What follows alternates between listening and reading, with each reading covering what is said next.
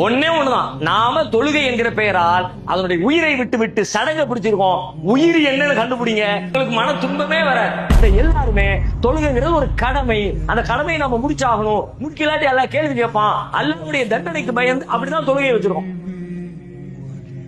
நீங்க மட்டும் தொழுகையுடைய உயிரை கண்டுபிடிச்சு அதுக்கு உயிர் கொடுத்து பாருங்க.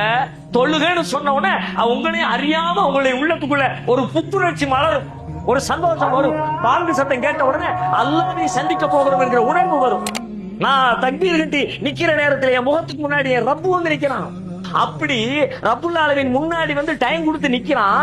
அந்த டைம் எனக்கு இனிமையா தெரியல, அது ஒரு பாரமா சுமையா தெரியுதுன்னா வேற ஒண்ணுமே இல்ல, தொழுகையினுடைய உயிர் இல்லாத காரணத்தினால தான் இது. தொழுகையில உசுர கொடுத்து பாருங்க, என்ன ஆகும் தெரியுமா? சூரத்துல் பக்ரா 2வது அத்தியாயம் 45வது வசனம், வஸ்தஈனு பிஸ்ஸப்ரி வஸ்ஸலா, தொழுகையை கொண்டும் பொறுமையை கொண்டு நீங்க உதவி தேடுங்க. வஇன்னஹா லகபீரத்துன், அது பெரும் பாரமாக இருக்கிறது.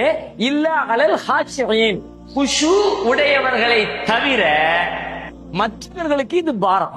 குஷு எப்படின்னா சாதாரண பணிதல் இல்ல, நான் ஒண்ணுமே இல்ல அப்படிங்கிற ஒரு உணர்வோடு அல்லாஹ் முன்னாடி நிக்கணும்.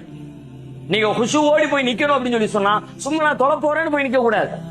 நான் என்னுடைய அடையாளம், என்னுடைய பெருமை, என்னுடைய கல்வி, என்னுடைய அதிகாரம், என்னை பற்றி எனக்குள்ள இருக்கிற எல்லா பிம்பங்களையும் உடைச்சு எரிஞ்சு நான் ஒண்ணுமே இல்ல ரப்பே, என்னால ஒண்ணுமே முடியாது அல்லாஹ், ஒன்ன தவிர, உன் ஆற்றலை தவிர, உன் கிருபையை தவிர, உன் இரக்கத்தை தவிர, உன் கருணையை தவிர நான் வாழ்வதற்கு, நான் செயல்படுவதற்கு, நான் முன்னேறுவதற்கு என்கிட்ட எந்த ஆற்றலும் இல்ல ரப்பே அப்படின்னு என்ன ஒட்டுமொத்தமா அல்லாஹ்வுக்கு முன்னாடி சரணடைய வைக்கிறல்ல, அந்த சரணடைகிற மன உணர்வுக்கு பேரு குஷு.